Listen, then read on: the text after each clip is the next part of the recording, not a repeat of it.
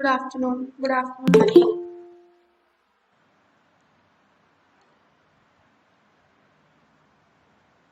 Ma'am, good afternoon. Okay. Good afternoon, everybody. तो कल हमने डिस्कस किया था कि इलेक्ट्रिक चार्ज क्या होता है, इलेक्ट्रिक चार्ज क्या होता है, उस चार्ज की यूनिट क्या होती है, और हमने कूलम्स लॉ डिस्कस किया था ना। आज हम डिस्कस करेंगे कि इलेक्ट्रिक फील्ड क्या होती है। कोई भी चार्ज होता है, जब हमारे पास चार्ज दो टाइप्स का होता है, एक पॉजिटिव या नेगेटिव। हम किसी भी चार्ज की बात कर सकते हैं, लेट्स कोई एक की नहीं। तो जब हमारे पास कोई चार्ज होता है, उस चार्ज के आसपास उस चार्ज की फील्ड होती है, ठीक है, जिसको हम बोलते हैं electric field. Why is it called electric? Because वो चार्ज के आसपास है, ठीक है, इसलिए उसको बोलते हैं electric field.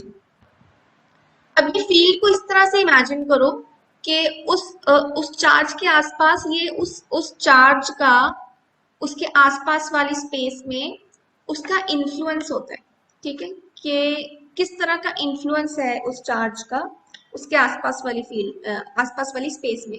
For example, suppose, और जाहिर सी बात है कि अगर वो चार्ज जो है हमारा, अगर सपोज उस चार्ज से जितनी ज्यादा दूरी बढ़ती जाएगी तो उसका जो इन्फ्लुएंस है वो कम होता जाएगा, है ना। अगर एक चार्ज है, ठीक है, सपोज मैं चार्ज के 1 मीटर दूर पे हूँ, ठीक है, और लेट्स से हनी है हमारे साथ, हनी जो है वो 10 मीटर्स की दूरी पर है, ठीक है। तो ऑब्वियसली मेरे पे उस चार्ज का इन्फ्लुएंस ज्यादा, मैं उस चार्ज के ज्यादा इन्फ्लुएंस में होंगी, है ना, एज कम्पेयर टू हनी।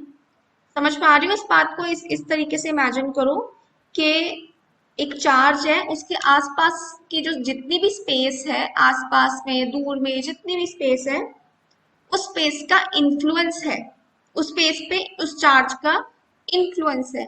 उस इन्फ्लुएंस को हम बोलते हैं इलेक्ट्रिक फील्ड। हम बोलते हैं कि ये जो इन्फ्लुएंस है इसका, ये इलेक्ट्रिक फील्ड है, ठीक है। फॉर एग्जाम्पल, और हम किसी चीज का इन्फ्लुएंस, किसी चीज का प्रभाव जो है, हम कैसे नाप सकते हैं? अगर मैं एक जगह पे हूँ तो आप बोलोगे कि ना, अच्छा मैम बहुत इन्फ्लुएंस है, मेरी मेरी कितनी क्षमता है कि मैं दूसरे बंदे को इन्फ्लुएंस कर सकूं, उसी के हिसाब से मेरे इन्फ्लुएंस को नापा जा सकता है, ठीक है। तो हमारा इलेक्ट्रिक चार्ज का जो कंसेप्ट है, ऐसा ही कुछ कंसेप्ट है। इसमें आपका जो, अब आपके सामने जो फिगर है उसमें एक चार्ज है, जो पिंक कलर का जो एक चार्ज है, उसको नाम दिया है क्यू। और दूसरा चार्ज है जो कि व्हाइट कलर का है, उसको नाम दिया है क्यू नॉट। तो क्यू नॉट जो है हमारा, वो एक टेस्ट चार्ज है, जबकि क्यू जो है वो हमारा मेन चार्ज है। और आपने आपने नीचे देखो, एक लिखा हुआ है ना, Q is very very greater than Q not, ठीक है। इसका मतलब जो हमारा क्यू है वो बहुत बड़ा चार्ज है, और क्यू नॉट जो है वो बहुत छोटा सा चार्ज है। तो इसके इन इन दोनों चार्जेस के टर्म्स में हम इलेक्ट्रिक फील्ड को डिफाइन करते हैं। इलेक्ट्रिक फील्ड को कैसे डिफाइन करते हैं हम? I will just present you the screen and लिखो electric field. Electric field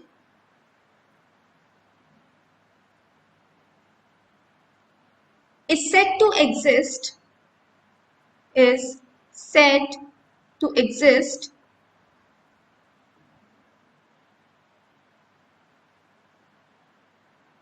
electric field is said to exist at a point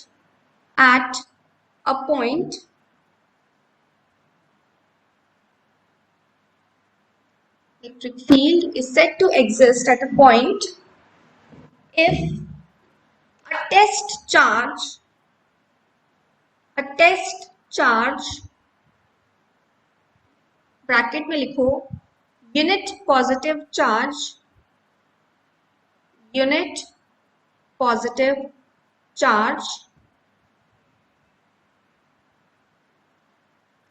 test charge bracket में unit positive charge placed at that point placed at that point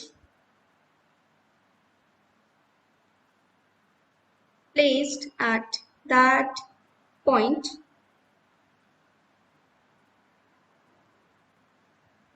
experiences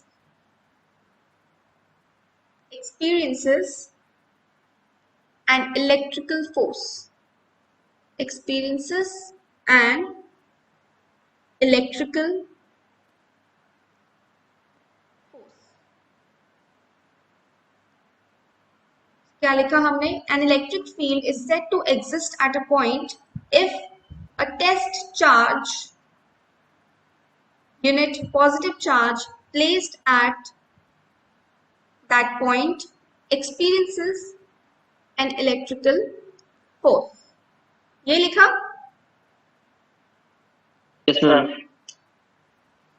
ठीक है, अब देखो इसको थोड़ा समझने की कोशिश करते हैं। देखो ये एक आपके सामने एक चार्ज है, क्यू चार्ज है, एक जो बहुत बड़ा चार्ज है as compare to Q naught charge. ठीक है, अब जैसे कि मैंने आपको बताया कि क्यू जो एक है वो एक चार्ज है और इस चार्ज का इसके आसपास की स्पेस पे इन्फ्लुएंस होता है जिसको हम बोलते हैं इलेक्ट्रिक फील्ड। ठीक है, अब सपोज मैंने इस चार्ज के इन्फ्लुएंस में, इस चार्ज के दायरे में मैंने एक टेस्ट पॉजिटिव चार्ज रख दिया। टेस्ट पॉजिटिव चार्ज इसलिए बोलते हैं, माइक टेस्टिंग करते हैं ना, हम टेस्ट ही कर रहे होते हैं उस टाइम पे।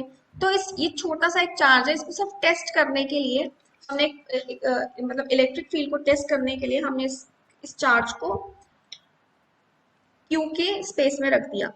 ठीक है, नाउ व्हाट हैपेंस इज जब इसकी स्पेस में रखा चार्ज को, तो चार्ज के ऊपर इलेक्ट्रिकल फोर्स लगेगी। क्यों लगेगी इलेक्ट्रिकल फोर्स?